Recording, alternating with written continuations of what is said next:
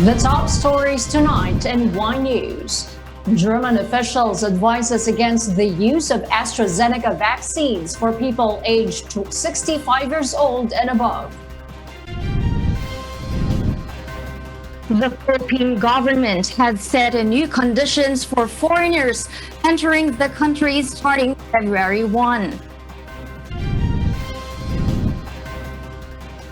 The National Task Force Against COVID-19 turns down the resignation of Baguio City Mayor Benjamin Magalong as the country's facing SAR despite backlash over the controversial party in his city. Experts are concerned about the emergence of a new malaria mosquito in African cities.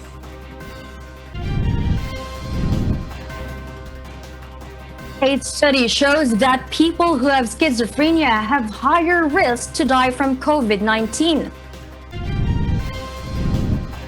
And know why cats and dogs may need their own COVID-19 vaccines according to experts. Good evening, Philippines and the world. Today is Friday, January 29, 2021. I am Jorgeline Delgado. Join us in the next hour as we deliver today's top stories around the country and in other parts of the world. I'm Angelo Castro III. We are also seen in 1,935 satellite monitoring centers nationwide and via live streaming worldwide through the UNTV News and Rescue social media accounts and our website untvweb.com. I am Mariela Toza. First in the news. Germany's vaccine committee has said AstraZeneca's COVID jab should only be given to people aged under 65. Marvy Delfin will tell us why live. Yes, Marvy? Harleen, the European Medicines Agency or EMA is expected today to authorize the use of the vaccine AstraZeneca developed with Oxford University, making it the third cleared for use in the 27-nation European Union, after Pfizer-BioNTech was approved in December and Moderna was given the green light in early January. Amid concerns about the lack of clinical data in the elderly, the EMA may impose a label that restricts use of the vaccine to older populations. A day ahead of the European regulator's decision, Germany's Standing Committee on Vaccination or STIKO said in its draft recommendation that AstraZeneca's COVID-19 vaccine should only be given to people aged 18 to 64, citing a lack of evidence on efficacy. However, the panel's advice did not conclude that AstraZeneca's vaccine was ineffective or unsafe, and only means that there is not enough information from the trials to make a decision in this age group. AstraZeneca's Chief Executive Officer Pascal Soriot has previously explained that the trial featured a small proportion of older volunteers because they were recruited later, once researchers were confident that the vaccine was safe with younger participants. The German committee analyzed AstraZeneca's trial data published by the Lancet Medical Journal, where people aged 65 and over represented less than 6% of the 11,636 participants. One group of 341 people aged over 65 was given the vaccine, and another group of 319 people were injected with a placebo. One person in each group subsequently tested positive to COVID-19, leading to the committee not being able to reach a reliable estimate of effectiveness and derive a statistically significant statement. STIKO said that apart from the age caveat for the AstraZeneca product, the Pfizer-BioNTech, Moderna, and AstraZeneca vaccines were equally suited for use. The UK has been using the AstraZeneca vaccine in its mass immunization program for weeks now, and public health officials say it is safe and provides high levels of protection. The Philippine Food and Drug Administration has approved yesterday AstraZeneca's coronavirus vaccine for emergency use, making it the second product to be granted authorization in the country. The Philippine government has procured 17 million doses of AstraZeneca's COVID-19 vaccine through tripartite agreements with the private sector and local government units. Over 300 companies and 39 LGUs from across the country pitched in to buy the vaccine doses. Back to you, Harleen. All right, Marvy, thank you for that report live from Australia. The Interagency Task Force for the Management of Emerging Infectious Diseases has adopted conditions for foreign nationals who are allowed entry to the Philippines. Rosalie Cos will tell us why. Beginning February 1, arriving nationals should have valid and existing visas at the time of entry, except for those qualified under the Balikbayan program of the government. Presidential spokesperson Harry Roque said that inbound foreign nationals should also have a pre-booked accommodation for at least 7 nights in an accredited quarantine hotel or facility and be subject to COVID-19 testing at the quarantine hotel or facility on the 6th day from the date of their arrival. The entry of these foreign nationals will be subject to the maximum capacity of inbound passengers at the port and date of entry, he added. The new guidelines were approved by the IATF on Thursday. The Philippines has imposed travel restrictions on foreign passengers from 35 countries as a precautionary measure against the reported new variants of novel coronavirus disease. Exempted from the travel restrictions are returning Filipinos and accredited foreign diplomats, foreign nationals with valid visas, which include personnel of accredited international organizations, and spouse and minor children of Filipino citizens traveling with them. Those traveling to the country for medical and emergency cases are also allowed entry. The travel restriction will last until January 31. Rosalie Cos, UNTV News and Rescue. We serve the people, we give glory to God. Metro Manila and Davao City will extend its general community quarantine status anew for the entire month of February. According to presidential spokesperson Harry Roque, the Cordillera Region, Tacloban City, Iligan City, and the provinces Davao del Norte and Lanao del Sur will also be placed under GCQ until February 28. The rest of the country will remain under the least restrictive modified general community quarantine or MGCQ. The announcement came as the country faces the threat of the new, potentially more infectious B117 coronavirus variant, which was first identified in the United Kingdom. The Philippines has so far detected 17 cases of the B117 variant, with 12 of the cases coming from Bontoc Mountain Province and 1 more coming from the Trinidad, Benguet. While some areas in the country will remain under general community quarantine, the Department of Trade and Industry says its original plan to place the entire country under modified GCQ this year is still very much doable. Arlene Delgado reports why. Last year, part of the government's target is to place all local government units under modified general community quarantine in 2021. However, up to now, there are still some areas that are under GCQ due to its number of COVID-19 cases. According to the Department of Trade and Industry, the goal is still possible. Trade Secretary Ramon Lopez explains they are exercising caution and downgrading the quarantine status in the country due to the new variant of COVID-19. Malalaman natin, depende sa magiging numero. At I think nakita naman natin wala namang naging malaking surge no holiday season and sana nakabuelo na tayo. Kaya lang meron na namang mga bagong storya about this variant. Kaya iba na yung mas maingat and then i-postpone muna kahit 1 month or ilang linggo. At again, we will go there.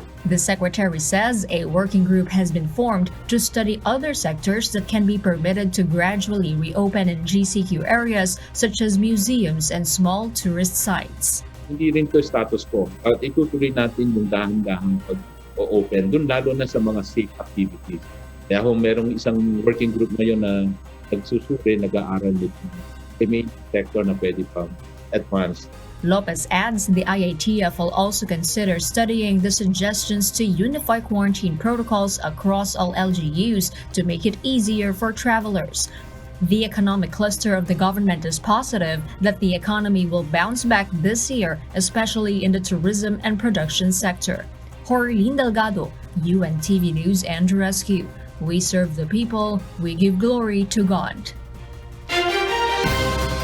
The Health Department reported 1,849 additional COVID-19 cases, pushing the national tally to 521,413. The recovery tally increased to 475,765 with the addition of 177 patients. However, the death toll jumped to 10,600 after 48 more patients died. The tally of recoveries and deaths left the country with 35,048 active cases. The bulletin did not say which provinces or cities recorded the highest number of new infections. The DOH said that it is now monitoring the situation in Cebu province after they observed an increase in the number of new cases. The Manila City government identified 18 sites in the city that will be used for the COVID-19 vaccination program. Meanwhile, Manileños are encouraged to pre-register for the vaccination program. Asher Cadapan Jr. tells us why. The national government has approved the COVID-19 vaccination plan of the Manila City government. As the city prepares for the availability of the COVID-19 vaccines in the country, its storage facilities, equipment, and other necessities are now all in place ready for its implementation. The Manila LGU targets to vaccinate up to 18,000 residents per day through 18 vaccination sites that it plans to initially utilize. But once it is ready to further intensify its mass vaccination in the city, about 40 more vaccination sites were prepared by the local government unit. The City of Manila may and can come up with 60 sites simultaneously.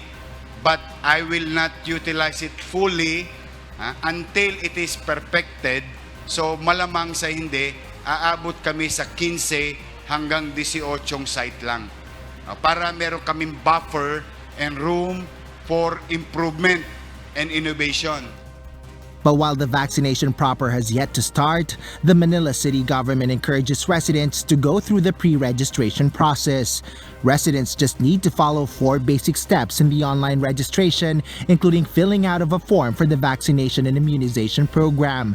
This will make the vaccination process easier and faster, both for all the residents and vaccinators. The vaccination proper will only take 5 to 6 minutes for pre-registered residents, but additional 6 minutes is required for those who will still need to register on site. Healthcare workers, senior citizens, persons with disabilities, and uniformed personnel are the ones prioritized in the program. Once vaccinated, residents are required to wait in the designated holding area in the vaccination site to be observed for any adverse effect of the vaccine. Pero pag nagbakuna po tayo, talagang yung monitoring at surveillance natin kailangan very close. Basta po may makita tayo, kailangan po ma-report sa DOH at saka sa FDA para maire-report ko naman po sa WHO tsaka yung mga counterpart natin sa ibang bansa. At malaman natin kung meron tayong kailangang revision doon sa ating mga strategiya sa pagbabakuna. The Food and Drug Administration reassured that they will only approve the use of COVID-19 vaccines that are safe and effective to Filipinos. Asher Cadapan Jr., UNTV News and Rescue. We serve the people, we give glory to God. And for those watching us on YouTube, please click the subscribe button you see on the right side of your screen and ring the bell for notification. You may also follow us on Facebook. National Task Force Against COVID-19 or NTF Chief Implementer Carlito Galvez Jr. came to the defense of tracing SAR and Baguio City Mayor Benjamin Magalong, who offered to resign after being criticized for attending a party where he admitted that health protocols were violated. Rosalie Cos will tell us why. Baguio City Mayor Benjamin Magalong has tendered his resignation as the country's contact tracing SAR. Magalong drew criticisms for attending a party organized by media personality Team Yap, where guests appeared to have violated protocols against COVID-19 as seen in videos circulating online. In his resignation letter addressed to NTF Chief Implementer and Vaccine SAR Carlito Galvez, Magalong said he recognized his failure to correct the errors that happened in front of him. However, National Task Force Against COVID-19 or NTF Chief Implementer Carlito Galvez Jr. rejected Magalong's resignation. Galvez said Magalong's role as SAR is crucial as the country scales up its COVID-19 response and mitigation efforts. Malaking kawalan po sa amin yun kasi apat po ang haligi ng natin ng ating PDITR at isa po talaga yung contact tracing. Lalo po ngayon sa mga adverse event, kailangan po ng mga syndromic surveillance at saka contact tracing. And we wanted na to maintain we can vouch the honor, integrity. Galvez appealed to the public to withhold their judgment while an investigation into the incident is being conducted. He assured that those who violated quarantine protocols during the incident will be held accountable. The Department of Health also expressed its support to Mayor Magalong, saying that he should stay as the country's contact tracing SAR. Kami rin po sa Kagawaran ng Kalusugan, we believe that he should remain to be in that position. He has helped the contact tracing efforts of the country a lot. And actually, yun pong ating pakikipagtulungan kay Mayor Magalong is on that level na pagkakailangan talaga tumatawag tayo sa kanya kasi he can really assist us. Dito po sa Bontoc and sa buong CAR, siya po ang nagpatakbo nitong contact tracing natin for this specific variant. UNTV has sought a statement of Mayor Magalong regarding the issue, but he did not answer our calls. Rosa Licoz, UNTV News and Rescue. We serve the people, we give glory to God. The Department of Health says that 57 close contacts of the Filipino who returned to Bontoc from United Kingdom have tested positive for COVID-19. Authorities have traced 369 of his close contacts and 223 underwent RT-PCR swab tests. Of this number, 57 turned out positive for COVID-19, including the 12 cases with the more transmissible variant first detected in the United Kingdom. 41 test results are pending, while 135 contacts tested negative for COVID-19. The said traveler was not found with the UK variant, but officials previously said all 12 variant cases in the town are linked to him. The country has 17 known cases of the UK variant. The Department of Health is seeking more evidence on the presence of the more transmissible UK variant in Cebu due to a continuous increasing trend in new cases of COVID-19 in the province. Aiko Miguel reports why. Cebu province has an average of 147 recorded COVID-19 cases daily in the last 7 days. This is higher compared to the 11 new cases from December 17 to 23. The reproduction number in Cebu province over the past week was 1.57, much higher than the reproduction number for the entire Philippines, which is at 0.96. Once COVID-19 surge in Cebu continues, then COVID-19 cases there may rise to 400 cases daily in 2 to 3 weeks' time. Octa research team sees that one reason of the surge is the mobility of people and travelers' presence during the holiday season. But there is also a possibility of the existence of UK variant in the province because of the fast transmission rate. The rate of increase, plus, Cebu has an international airport. I think they were open to tourists. Same thing with Iloilo, province of, island of Panay. We're gonna look at passengers who traveled to Cebu from outside the Philippines from October to December, for example, and then we can estimate the probability. Pero, just based on the rate of increase. But the Department of Health rejects the possible presence of the UK variant unless proven with a concrete evidence. Mahirap tayo magsabi ng mga factors kung bakit tumataas at masasabi pa natin na baka variant yan hanggang hindi tayo sigurado because this might cause panic dun sa mga tao. Let us try to reserve this announcement na baka may variant kapag lumabas na po yung ebidensya na meron talaga. There is also a possibility, according to the DOH, that quarantine protocols will be stricter there once healthcare system capacity will be overwhelmed due to COVID-19 case surge. The public is advised to be more responsible in observing minimum public health standards, especially with the existence of UK variant in the country. Aiko Miguel, UNTV News and Rescue. We serve the people, we give glory to God. The family of Christine Dacera rejected the medical legal reports of the police saying that she died due to natural cause. Now the family demanded for a re-examination of the DNA of all specimens and organs used in the autopsy. Dante Amento will tell us why live. Yes, Dante? Yes, Harleen, to prove if the organ specimens really belonged to Christine, the Dacera family is pushing for DNA examination on the allegedly 18 visceral organ samples mentioned by the Philippine National Police in their medical legal report. The family said they have not given consent to take organ samples from Christine, and Dr. Michael Sarmiento, who made the first autopsy, did not disclose that there were samples taken from Dacera's body.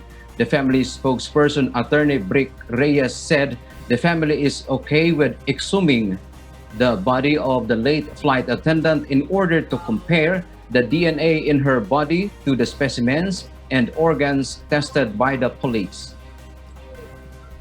Remember, the Dacera family, never gave any consent for specimens to be taken, never knew that there were specimens taken. So we do not know if these specimens are really part of the body organs of the late Christine. The family also refuted the autopsy and histopathology reports of the medical legal, saying it is impossible for the 23-year-old flight attendant to have an enlarged heart. 23-year-old flight attendant flying 4 times a day, 30,000 feet above sea level. Do you think that that heart can withstand this kind of pressure every day? And do you think Paul will not discover na mayroon siyang enlarged heart? Namatay na anak ko eh. I'm just knocking at their heart. Kung may konsensya pa kayo, magsabi kayo ng totoo. Ako ang namatayan, ako ang nawalan ng anak. Harleen, the family's strong hope is for the National Bureau of Investigation, or NBI's parallel investigation on the incident. Meanwhile, PNP spokesperson Police Brigadier General Eldebrande Usana, on the other hand, said that they will wait for the findings of the Special Investigation Task Group with their investigation before giving a statement. And that's the latest live. Back to you, Harleen. Thank you, Dante Amento, reporting live. Meanwhile, police officers in Metro Manila would be the first to use body cameras and associated equipment recently acquired by the Philippine National Police starting next month. Leia Ilagan explains why. At least 2,686 body cameras have been distributed to 269 police sites across the country, including Metro Manila. PNP Director for Logistics Major General Angelito Casimiro said the body cameras and associated equipment need to be configured and equipped with internet connectivity before this can be used. Casimiro noted that they are looking at distributing the body-worn cameras in 44 sites in Metro Manila, where this will be connected to a data management center located at NCRPO Tactical Operations Center. As of January 22, 42 sites nang installed. Yung 44 na sites, delivered na lahat yung body cams nila. And 30 sites dito sa Metro Manila, nakakabit na rin yung PLDT. Pre-configured na rin yung 42. So 44, dalawa na lang ang hindi. So ang kailangan na lang sa NCRPO, yung final configuration and connection to the PNP headquarters. Policemen will also be taught how to present in court pieces of evidence from the body cameras. Unahin namin yung training, and kasi kailangan alam nila yung protocol, alam nila yung mga gamit niya, paano i-download, sinong may authority. Casimiro pointed out that the reconfiguration and final configuration of the system has to be done at the PNP Command Center in Camp Crame. Nakalagay kasi sa kontrata 50 Mbps na internet connectivity para maitapon niya yung data dito sa Crame, doon sa server natin. May mga probinsya na walang fiber optic na 50 Mbps. The PNP has awarded the 289 million pesos contract for the body cameras and the installation of its database system to EVI Distribution Incorporated in December 2019. The deal includes the acquisition of body cameras, accessories, video management software, computer servers, storage and connectivity systems, as well as the establishments of a central data center, national management and monitoring center, 17 regional monitoring centers, and 81 provincial monitoring centers, which would support the systems. Leia Ilagan, UNTV News and Rescue. We serve the people. We give glory to God. The National Irrigation Administration said it planned to implement new protocols for Magat Dam, including earlier warnings after massive flooding in Cagayan and nearby provinces in the wake of typhoons last year. Ray Pelayo reports. The Committee on Agriculture and Food resumes the inquiry on the massive flooding that affected many areas in the country last year. The National Irrigation Administration presented their plan for the revision of Magat Dam Protocol, especially in releasing of water. NIA Administrator Retired General Ricardo Visaya said that activation of water stations shall be done 24 hours before the pre-release of water from the current 6 hours only. This will be accompanied by the information given to the public through text messaging. Releasing of water before the landfall of a tropical cyclone will also be a day ahead to avoid massive floodings in the community. The water outflow from the dam will be put into layman's term so that the communities affected will be able to understand and be prepared. Local government unit will be obliged to acknowledge the warning given by the authorities.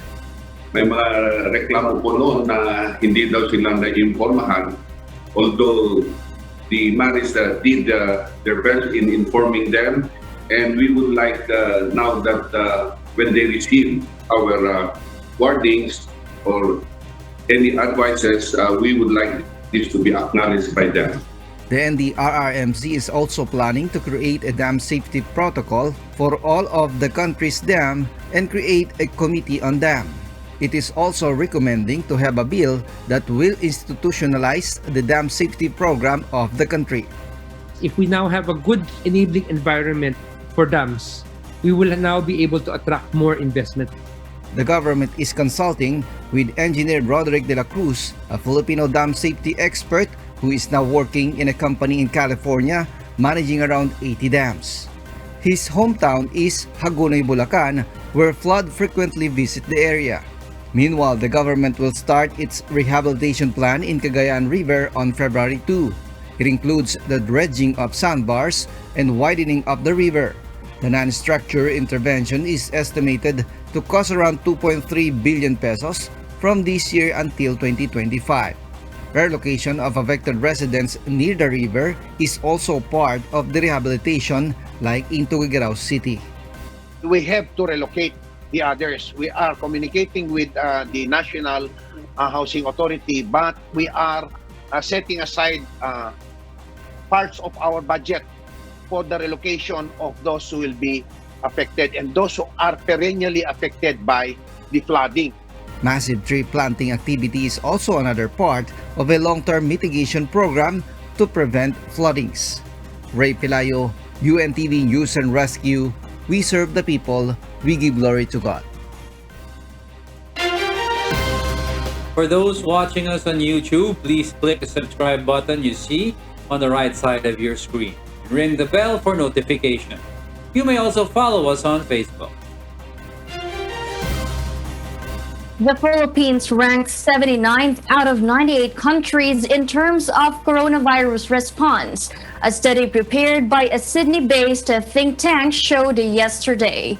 But the Department of Health underscored that many factors must be considered when doing a survey and interpreting results. Joan Nano tells us why. The Department of Health says it is unfair to compare the country's COVID-19 response to other nations with better healthcare system and income level. Latest study of Australian think tank Lowly Institute revealed that the Philippines got 30.6 points in the 6 indicators used by the Lowly Institute in its COVID-19 performance index conducted within 98 countries. This was way too far from the New Zealand, who got a score of 94.4, Vietnam at 90.8, and Taiwan at 86.4 points.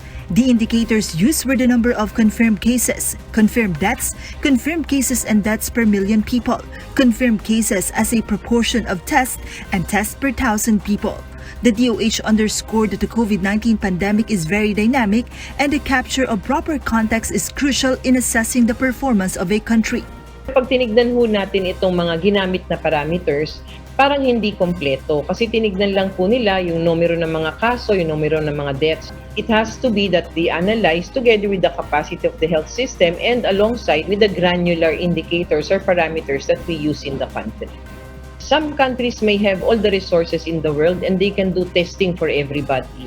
Some countries may have all the resources in the world where they can be able to set up facilities as quickly as they would need it.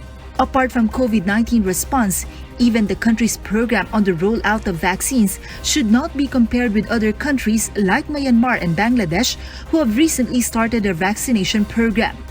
Tayo ay nakipag-negotiate, no? And accordingly, dadating ang ating mga bakuna. This is not a race of who starts first, but this is really something na magagawa natin na maayos at mabibigyan ng protection ang most of our countrymen, no? So kaya inaayos lahat ng negosasyon na yan. The Health Department reiterates that the safety of the Filipinos is the government's top priority and that they are on track on the COVID-19 response and vaccination program. Joan Nano, UNTV News and Rescue. We serve the people, we give glory to God.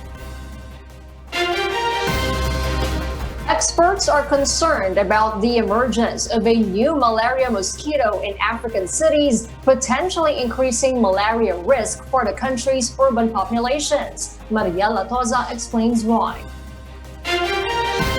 The larvae of Anopheles stephensi, India's main mosquito vector of malaria, are now abundant across Africa, allowing the transmission of the disease between humans or to humans from the mosquito itself. While most African mosquitoes that can transmit malaria are known to breed in rural areas, the Anopheles stephensi species has already found a foothold in the cities in Ethiopia, Sudan, and Djibouti, increasing the malaria risk for urban populations. According to Professor Teun Bausema of Radboud University Medical Center in Nijmegen, the Asian mosquito breeds especially well in containers with clean water and are highly susceptible to local strains of malaria. Researchers are warning that immediate action must be taken in places where the mosquito larvae are now occurring in order to prevent them from spreading across the African continent, for example via airports and seaports. While malaria is both a preventable and treatable disease, 409,000 died of it in 2019, with the African region accounting for 94% of all cases and deaths, according to the World Health Organization. Mariela Toza, UNTV, News and Rescue. We serve the people, we give glory to God. A new study suggested that people with schizophrenia may face a higher risk for severe COVID-19 and even death. Nina Bascon will tell us why. Compared with COVID-19 patients without a psychiatric disorder, those previously diagnosed with schizophrenia spectrum disorder had more than a 2 times higher risk for mortality within 45 days of a confirmed case. Led by researchers at NYU Grossman School of Medicine, the investigation showed that schizophrenia is by far the biggest risk factor after age. People with schizophrenia had elevated mortality rates compared to the reference group, the group without psychiatric diagnoses, even after we adjusted for demographic factors and adjusted for all known medical risk factors. These medical risk factors included cardiac disease, cancer, cigarette smoking, a whole spectrum of medical risk factors. And so even after all of this adjustment, people with schizophrenia were almost threefold more likely to die compared to the reference group. For the investigation, the research team analyzed 7,348 patient records of men and women treated for COVID-19 at the height of the pandemic in NYU Langone hospitals in New York City and on Long Island between March 3 and May 31, 2020. Of these cases, they identified 14% who were diagnosed with schizophrenia, mood disorders, or anxiety. Then the researchers calculated patient death rates within 45 days of testing positive for the virus. The study also showed that people with other mental health problems such as mood or anxiety disorders were not at increased risk of death from coronavirus. Dr. Goff says the study investigators plan to explore whether medications used to treat schizophrenia, such as antipsychotic drugs, may play a role as well. He cautions that the study authors could only determine the risk of patients with schizophrenia who had access to testing and medical care. Further research is needed, he says, to clarify how dangerous the virus may be for those who lack these resources. Nina Bascon, UNTV News and Rescue. We serve the people, we give glory to God.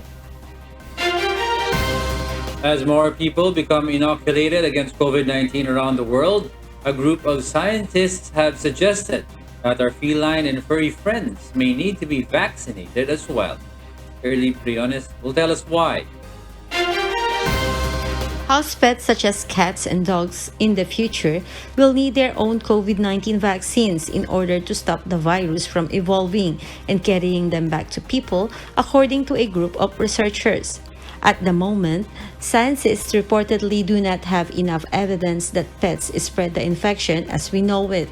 However, SARS-CoV-2, the actual virus causing COVID-19 in humans, is known to infect or inhabit a number of animals, such as dogs, cats, tigers, minks, and gorillas, and is what causes scientists concerns, in that mutations are highly possible through these animals. Kevin Tyler, editor-in-chief of the Virulence editorial, specifically categorizes these possible new mutations as animal-specific strains. Tyler further explains that these strains, once passed back to humans, can lead to further developments of new variants and start the whole cycle of the disease all over again. With this in mind, scientists are in the process of determining the likelihood of domesticated animals receiving vaccines in the far future to prevent the spread of the virus.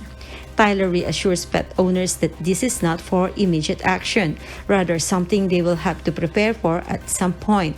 Currently, there are no approved licenses for COVID-19 pet vaccines. In the meantime, experts suggest that people should wear a mask, practice social distancing, use good hygiene, and social distance their pets from people who are ill or not part of their immediate circle and other animals that are unfamiliar to protect them from the infection. Early Briones, UNTV News and Rescue. We serve the people, we give glory to God. And those are the reasons behind the news, January 29, 2021. I am Harleen Delgado. Reasons we deliver to you as they unfold. I'm Angelo Castro III. Because we need to know, we will always ask why. Sitting in for William Theo, I am Mariela Toza, live from Perth, Australia. We serve the people, we give glory to God.